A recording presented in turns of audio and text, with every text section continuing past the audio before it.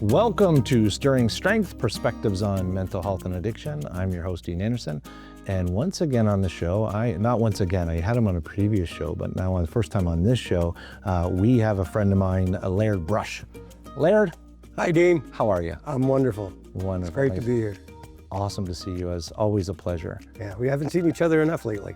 No, we both have lots of stuff going on. Yep. Busy and trying to make the world a better place where we can. I wanted to have you on today because I wanted to talk about a specific topic, and you're the person that comes to mind to understand this topic. So hopefully you're good with that. You're good with it. But there is a vast community out there in the 12-step AA, Narcotics Anonymous, Al-Anon, these anonymous groups. They are very well known. They've been around for 85 plus years now. Right, for a really long time. They're integrated into our culture. You see it on TV. There's norms around it, ideas and thoughts, like it's just integrated in who we are as a society and Western culture. And I think we all kind of have ideas from what we've seen on TV of people, getting up or sitting in groups and talking about that. But there's this one part where people talk about steps, doing steps, 12 steps. And even in the world that you and I work in, people don't get it or understand what that means. But if you go and look out into the community, nobody really knows what does that even mean. And I think some people think that it's like some, very clear linear thing where you're just like making a sandwich and you go put the knife in the jar, or like building an IKEA table or something, and it's and it's not. No, it's not. It's not. So I thought it would be a great conversation to talk about, kind of what it is and what they are and why they're so relevant and important to addiction recovery. And you're the guy that I thought, this is the guy. Okay, I hope I don't let you down. You won't. I'm sure you won't.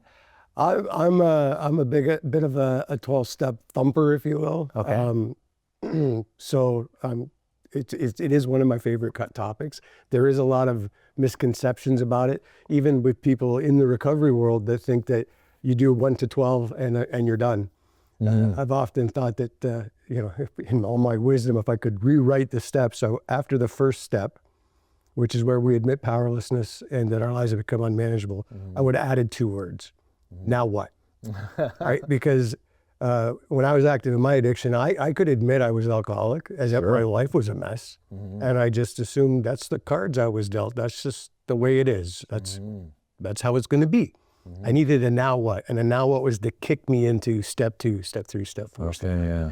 Then I would have added at the end of step 12, repeat. Yeah. Because our ability to take these steps and our understanding of these steps changes the longer that we live in recovery. Yeah. We've got a lot of fancy terms for it. And we mentioned that, Alcoholics Anonymous alone is over 85 years old now. And now, you work in the sector, we've got CBT, right? We've got motivational interviewing, and we've got active listening, and all these things that we use to help people, all really excellent tools. Yeah. But in my mind, the 12 steps is CBT. The 12 steps tell us we need to change the way we think so that we can change the way we feel so that we can change the way we behave. Yeah. That's cognitive behavioral therapy. Sure. And that's what the steps are asking us to do, right? I think a big part of it for those of us in recovery where we run into trouble is we're all overthinkers. So we overthink the heck out of these steps, right? We try and dissect them and what do they mean and how do I do it right? And instead of just taking this, accepting the step and working the step and moving through it, right? I don't know if that's making a whole lot of sense. Like if you look at the higher power steps, right? And people get turned away from the God word and everything. But my perception and my understanding, my belief in a power greater than myself is completely different now than it was when I first got sober. Sure. And it was completely different now than it was at year 1 or year 2 or day 1. Right. And so for me, I work these steps to the best of my ability in my life all the time. because I get better. It's all the time. You know, I'm getting healthier. My mental health is better. My physical health is better. My ability to take the steps is better now than it was last week, last year, 10 years ago. Right. So, yeah. There's the kind of some of the ironies. I mean, or paradoxes. You know, you got to work the steps to get sober, but you got to be sober to work the steps. Yeah. Right. Well, I don't think the steps are about getting sober. The steps are about learning how to live sober, how to be happy, joyous, and free without having to use a mind-altering substance. Right. And they apply outside of the 12-step fellowships. Right. I mean, the steps are asking us to, again, change the way we think, change the way we feel, so we can change the way we behave, and to change the way we act, or interact, and connect with other people, right? I don't know of anybody who couldn't benefit from looking at those things in their lives, right? Absolutely. It's just that for us, it's an imperative, for me anyway, it was an imperative that I do these things, but everybody could benefit from. The steps ask us to have faith. The steps ask us to have hope, to live with integrity and compassion. They ask us to reflect. They ask us to connect, right? And the opposite of addiction is connection. Right? And the steps ask us to do those things. I think everybody could benefit from living. What do you think? Could people live better lives, happier lives, more fulfilling lives if they had more hope, more faith, more courage, more integrity, more compassion? I would think so. Yeah. And that's what the steps ask us to do. Okay. Even the founder, if you study the 12-step fellowships, I mean, going back to the founding members, one of them was quoted, and I don't want to get out of it, but I say, don't make a vocation out of studying the steps. Live the steps. Yeah. Right? We spend a whole lot of time. I'm sure you've met people too, they'll say, I'm stuck on step 4, or I'm stuck on step 6. Yeah. If you look at the steps as a guide to improving your life, then you're not stuck on anything. You're taking the step to the best of your ability. You can't be stuck, right? Because you're going to come back around to it again. I think that's the funny part of, you know, my joke of putting together an IKEA table. It's like, you're done and then you're done. Like, who would take it apart and put it back together again? Like that'd be torture. Like, we would never do that. But within its understanding of the current day education system is like, there's an end, there's an answer in the back of the book. There's this part where this is more like brushing your teeth.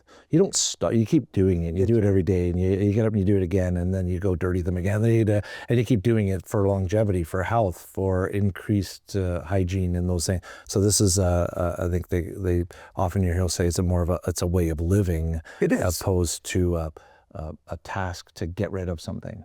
Yeah, absolutely. The original title of the Big Book of Alcoholics Anonymous was A Way Out. Oh, okay. And then when they went to what do they do? Not patent, trademark the book or whatever it was. They found that there was other books already called that, so that's where they decided to name the book after the fellowship. But it was called A Way Out. It didn't say that there was an end. This is one avenue that you can take if you want to get out of that chaos of active addiction. Is it the only way that people can get well? No. Is it one that works the best for most? Absolutely, right? I think I know a lot of people that have gotten sober, have come into recovery on 12 steps alone, right? And that's all they've done. I know a lot of people that have needed residential treatment or individual counseling, and in connection or in tandem with working 12 steps, right? Like, it can be part of that recovery. And again, it could be like that's why there's AA, NA, CA. If you hear of an organization that says it's anonymous or that is based on the 12 steps, it's the same 12 steps because it helps people get well or recover regardless of what it was that brought them to that point, right? Where they needed the help, whether it's Narcotics Anonymous or Alcoholics Anonymous, whether it's Overeaters Anonymous, sex addictions. It doesn't matter what it is. If I'm powerless over something and my life has spiraled out of control because of that, trying to work these steps into my life can help me get well. More importantly, working the principles of these steps in my life can help me get well. Explain the principles more. What do you Well, mean by principles? for example, step one, when we admitted we were powerless over our addiction, our lives have become unmanageable. The principle for that step is honesty. Okay. It's about getting honest, and everybody could be more honest, right? Yeah. Right. We work into the God steps, if you will, and it's about hope and faith. Having hope that I can get well, and having faith that I will get well, right? There's courage and integrity involved in inventory steps, for example. Looking back at who I used to be, not who I am and not who I'm going to be, but where this disease took me, where my addiction took me, right? That takes a lot of courage, right? Sharing that with another human being takes trust, right? Another principle that we could all use more of in our lives. Sure. It takes some faith there too, right? Trying to change those behaviors in the middle, where we look at step 6 and 7, where we're trying to rid ourselves of these character defects, and that's not an overnight thing either. I could spend the whole time talking about step 6 and 7, but that takes courage. That takes determination. It takes positive characteristics that we often don't have when we're active in our addiction, right? The whole idea of trust God, clean house, and help others. That was Dr. Bob's prescription for it, right? Right? Helping others requires compassion. It requires love, right? These are all principles attached to the steps that I think everybody could benefit from having more of them, or living more of them in their lives. Right? Sure. Now, am I completely honest all the time? No, I'm a human being. Yeah. Am I a whole? How are you doing today? I'm fine. Exactly. Yeah. Am I a whole lot more honest now than I used to be? Sure. Pretty much, yeah. Because I used to, if I was talking, I was probably lying. Now I'm pretty good at being honest, right? Do I have hope every day? Or I'm hopeful every day, but do I have complete faith every day? Am I as compassionate as I can be every day? No, but am I better than I used to be? Absolutely. Which is why I'll come back and continue to work these steps, right? And when I find myself getting resentful, we talked a little bit about resentment before, right? I need to look at what's wrong with the way I'm thinking, feeling, or behaving that's causing me to feel those negative emotions. I think addiction in itself is an emotional disease, right? We use because we don't like the way we feel, right? And I'll do anything to change the way I feel. When that's no longer an option, recovery is a whole lot about learning how to cope with those emotions without having to medicate, right? And so if I can find hope and courage and faith and integrity, compassion, love, right? By working some simple steps, not studying them, but trying to work them into my life, then why not? Yeah. Right? So within the 12 steps, when I very first read them, they were convoluted and made no sense. I was like, what does that even mean? Like, I don't get it. When you talk about the principles, those principles are the ones of each one of the step, but they're also not that clear. Like, it doesn't say this one's about courage. It says, go do this thing. And you're like, that's terrifying. So therefore it has courage implied, right? Yeah. But it's not always that straightforward. So there's a translation of, and also you're talking about, there's a 12 and you said, trust God, clean house, help others. These are segmented parts of taking the 12 and splitting them into 3 equal sections of a process that you walk through, right? Yeah, I mean, if you break down the steps, step 1 can stand on its own, step 12 can stand on its own, the other ones kind of go in pairs, right? So I'm working them in pairs, if you want to get into that. So like step 1, we admit that powerlessness and that unmanageability, right? That takes some honesty. I gotta come to the understanding that another paradox, right? I need to surrender in order to win. And then, that's probably the biggest one of all. There's this misconception that surrender means you lose. Surrender isn't losing. Surrender is stop fighting. Right? And what we do for the longest time, depending on, for me anyway, for a very long time, was I kept fighting it. It's not that bad. It'll get better. It'll be different this time. All those things, and I stopped fighting. Step 1 is just saying, surrender, stop fighting. Right? But then you move into step 2s and 3s. So step 2 and 3 is we come to believe that a power greater than ourselves could restore us to sanity. And step 3 is we made a decision to turn our will and our lives over to the care of that higher power. God as we understood him, right? So step 2, I'm going to come to believe that there's something other than me that can maybe bring some manageability in my life. I already recognize the insanity through... Because I've been driving the bus for so long and it's not working, and I need to kind of relinquish that, which is part of surrender. It's kind of letting go to the idea. Absolutely. And it's not saying God in that step either. It's saying came to believe there's something other than me can help me get well, right? It could just be a connection with someone else, connection with you, right? Conversations can help me get better, help me get more, and insanity is another one that gets people a little off. It just means that my thinking wasn't rational. I can't solve a problem with the same mind that created it. So therefore, why don't I talk to somebody else? Right. So I got to step out of that, right? Yeah. Right. And then, God is mentioned in step 3, where we made a decision to turn our will and our lives over the care of God as we understood him. All that's saying is, through the first 2 steps, I've recognized that the way I used to think and the way I used to feel and the way I used to behave was not rational. So in step 3, I'm just saying, why don't I make a decision to change the way I think, change the way I feel, right? And how do I do that? By turning it over to a power greater than myself. Well, a power greater than Jack Daniels was a power greater than myself. I turn myself over to it every day, right? Power greater than myself is maybe just somebody who's already done this. Maybe it's just talking to somebody and saying, my thinking's still a little off. My feelings, I'm holding on to anger and hurt and not resentment. And just talking to somebody, whether it's in the rooms of a 12-step fellowship or just somebody else, right? Getting someone else's perspective. I'm going to make a decision to change the way I think and to change the way I feel. And that's all that is.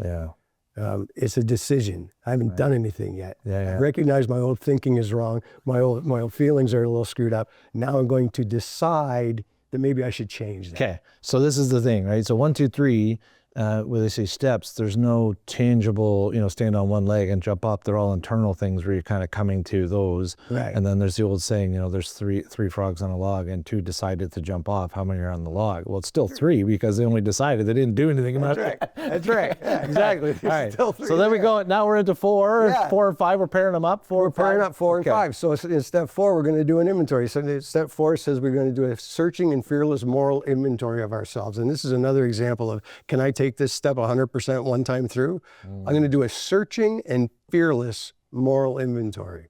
And I'm going to suggest that no one in early recovery is capable of doing a searching and fearless moral inventory. I'm still full of fear. I don't want to look at some of the things that I've done or that were done to me in active addiction. So I'm going to do the best I can. And that's all that is. This is looking back at who you used to be.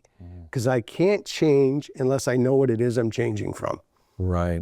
Or we're doomed to repeat the same pattern if we don't have the capacity to see what happened in the first place, right? And it's not meant to be a shameful, scary thing, more of an observation of. Exactly. And it's supposed to be an inventory. And a lot of people, as you know, when they go to do a 4th step inventory, they do get kind of twisted in us. They get anxious about it, or they'll get depressed when they start looking at, some of the things that we do, because we go places with people doing things we wouldn't normally do in active addiction. And, we've caused hurt, and hurt has been caused to us. And we don't want to look at that stuff, but it's asking us to do an inventory, and inventories are always include the good and the bad. So I encourage people, when you're looking at 4-step inventory, is don't forget some of the good things that you are. The example I use a lot in when I'm talking to folks is, if you're working in a grocery store and your task today is do an inventory of all the produce, right? You just don't count the bad apples and throw the bad apples. You count up all the apples and then get rid of the bad ones. If I don't count them all, I don't know what I have. So you're going to count the good stuff, and everybody's got some good, right? So it shouldn't be an exercise that makes you feel worse about yourself. It's about looking at the garbage in your life so that I know what it is I want to get rid of. Does that make sense? Yeah. And then step 5 asks us to share that with God as we understand him and another human being, right? So it's about coming to terms with other higher power and saying, this is who I was, but then sharing it with someone else. And a lot of people get anxious about that. Why do I want to have to tell you, for example, all this crap that I've gathered in my life, right? The reason is because you're going to give me a whole new perspective on it. Right? when we first come into recovery, right? Like who does the 4th step? You do, right? And I'm going to suggest that early in recovery, your mind is still a little twisted. Sure. Right? So that inventory came from a slightly twisted mind, right? So when I share it with someone else, I get another perspective on my story. I get another perspective on those character defects, if you will, on the hurt and the pain that I've experienced or that I've inflicted on others. And it gives me a new perspective. It gives me someone else's side of my story, right? Because if I just hold on to it, it's no good, right? I need to take the garbage to the curb. Step 4 is about gathering all the garbage in my life. Step 5 is about getting it out of my house. Because I don't know if I got time for this. I was just this chicken wing story. Yeah. Right, so you've had house parties before, right? I'm sure. House party. Yeah. I talk to folks and I'll say, I want you to imagine that there's having a house party at your house. You're not there, so they don't care, right? It's not their house, they don't care. And they're having a big house party and they're trashing your place because they don't care because you're not there, right? Then you come home and the first thing you do after you curse them all out for trashing your house, what's the first thing you do? Start cleaning up your house. Yeah. So you get one of these great big industrial garbage bags, right? You get at the Home Hardware, the Home Depot, these great big heavy duty ones. And you start throwing all the stuff out. There's Kentucky Fried Chicken and there's Taco Bell and there's all sorts of, and emptying ashtrays and throwing bottles and cans and everything out, right? And that's gathering all the garbage in your life. That's your 4th memory. You throw it in a great big bag, you tie a knot in it, and you sit in your living room. House is clean. There, Just leave it there. If I don't move to step 5, which is taking it out of my house and putting it to the curb, I'm going to have to walk over it or walk around it every single day. It's going to start to stink. Right. So step 5, I take it to the curb. But have you ever cleaned your house really good after a party? You think you've done a really good job, and you sit down and watch TV, you click on the TV, you go, there's a chicken wing under my TV. Yeah. I didn't know it was there. Yeah. I couldn't clean it up the first time because I didn't know it was there. Right? So it's not in my inventory because I didn't know it was there. Now, but I see it, I'm going to go and clean it up. That brings us down to step 10, where I'm going to keep my house clean every day. When I see the chicken wing, I'm going to throw it out. I'm not going to let it sit there and get all moldy and have to dwell on it. Yeah. Then also say, so step 1 through 5 is like the foundation. Because like you're building a house, and this is the foundation you're going to build it on. This is the foundation you're building your recovery on, right? But if you don't move past step 5, all you've got is a foundation. I'm a firm believer that step 6 and 7 is where the change happens, is where we start to become different people than we were in active addiction. Because step 6 says that I'm going to look at all those character defects that I've recognized in my inventory, right? And step 7 says, I'm going to ask to have them removed. So step 6 says, I recognize that when I was active in my addiction, I was a liar. Step 7 says, be honest. Step 6, I recognize I used to be a thief. Step 7 says, be generous. Step 6, I recognize because of these inventory steps, I used to be a cheat. And step 7 says, be faithful. And this is where the change happens. We start to live these different principles in our lives, right? I recognize that in step 6, that all of these character defects that are not conducive to a happy, full life, right? And step 7 is where I start to replace them with something else. Nature hates a vacuum. It's not enough for me to say, I'm not going to lie anymore. It's about, I'm going to be as honest as I can. We can't not do something. Right. We have to replace. There's something that has to take its place, and we start recognizing that these principles or ways of being or character traits that we want to exude. Then we start putting those in place, and then they take the spot of the vacuum of those things. Exactly. Right. So yeah, I can sit here all by myself. I'm not going to lie anymore, but I'm going to be honest. Right? I have to change, and that's where the change comes. Because then we move into step 8 and 9. Step 8, I'm going to make a list of all those people that I've harmed as a result of my active disease, right? My active addiction. And how do I know what those people are? And again, just that making a list, there's also going to be chicken wings under the TV when you're making that list too, right? Absolutely. Like, there's no way you're going to get them all. That's why at the end we're going to repeat all the way through it, right? Right. Absolutely. So make a list of people we had harmed. And where am I going to get that list? From that first inventory I did, right? So I already know who it is I hurt, right? Step 9 says I'm going to make direct amends to those people, except when to do so would injure them or others. So I don't want to make matters worse, right? So in step 8, again, it's just a list. I've made a list. But if I don't move to step 9, all it is a list. So step 8 is about, step 8 and 9 is about looking at the harm I caused, and step 9 is about repairing those relationships, right? Is it possible for me to repair a relationship if I'm still the same person that caused the problem in the first place? Kind of, but the longevity of that relationship or the capacity to maintain it or the integrity you can have with it is probably not going to Exactly, right. So without 6 and 7, where I've made these fundamental changes in how I think, feel, and behave, 8 and 9 become very difficult for me to do, or like you said, to maintain, right? If I stole from you when I was out drinking, right, and now I'm in recovery, and I go to shake your hand, your other hand's going on your wallet, right? Because I haven't proven anything to you, right? I need to show you that I'm not that person anymore by making those amends, by making things right, by showing you that I'm living a different life than the one that you may have known me in previous, right? And it's a demonstration to ourselves as well, right? So the process of saying I can do those things and face these things and participate and do the things that I say I'm doing, and demonstrate 6 and 7 through 9 and the making amends kind of, there's a... I want to reach a point where I can walk down the street with my head held up and not worry that I'm going to see Dean walking towards me. Right, and not to cross the street because I'm afraid of what did I do to him, or is he still angry? Is he holding resentment? Or I want to reach a point where I can hold my head up when I walk down the street. Real quick into 10 to 11. 10 to 11 is they call them maintenance steps. So we got 3 steps in 3 minutes. Okay. All right, you ready? 10, 11, 12. 10, we sought through prayer and meditation to improve our conscious contact with God as we understood Him. So now that I've got this relationship with a power greater than myself, whatever that may be, I want to try and improve it because it's already made me well, right?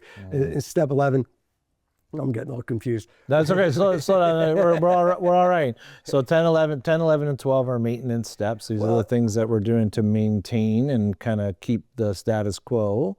Is that you hear that a lot? Okay. I disagree with that a little bit. Okay. Yeah, they can be maintenance steps. I consider them growth steps. Okay. Because I'm going to continue to improve, whether it's conscious contact with whatever it is, right? And then finally we reach step 12, where we're going to try and carry this message to those that are still suffering. Again, can I carry a message that I don't have? No. But can I carry a message if I'm still that person that I was way back at step 1? No.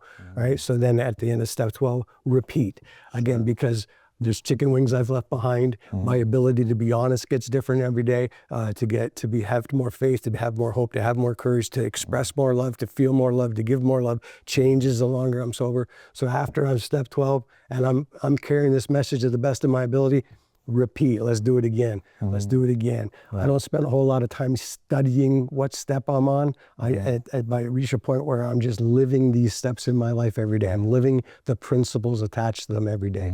I have hope, I have faith, I have courage, I have integrity, I have compassion, I have love, right? I actually care about people. I care about others. I care about myself, right? That happy, joyous, and free that they talk about, I've had a taste of it. I want more of it. And the steps help me to get there. And then they become maintenance in terms of me, my own happiness and my own hope and my own fulfillment in life. But it also gives me my ability to share that and to connect with others and to help others is greater the more often I go through that. Awesome. Thank you very much, Mr. Brush. The 12-step process is not only going back and working it for yourself, but working it with others, and then that process repeats itself. And we learn more through learning. So thank you for teaching us today. Thank you for watching Stirring Strength. We'll see you next time.